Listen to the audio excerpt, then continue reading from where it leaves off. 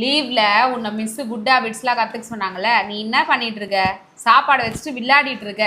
சாப்பாடு எப்படி சாப்பிடணும்? இப்படிதான் சாப்பிடுவாங்களா?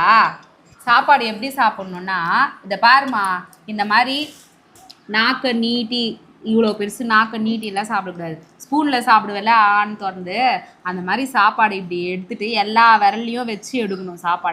சாப்பாடு இப்படி எடுத்துட்டு இதோ ஆ அப்படி திறந்து இருப்பாரு, ஆன்னு திறந்து சாப்பிடணும். உள்ள வச்சுட்டு எங்க சாப்பிடு. Very good. மிச்சர் எடுத்துன்னு போய் டஸ்ட்பின்ல போட்டு, பிளேட் எடுத்துன்னு போய் சிங்க்ல போட்டு, கை கழுவிட்டு வாய் கழுவிடணும். கரெக்டா?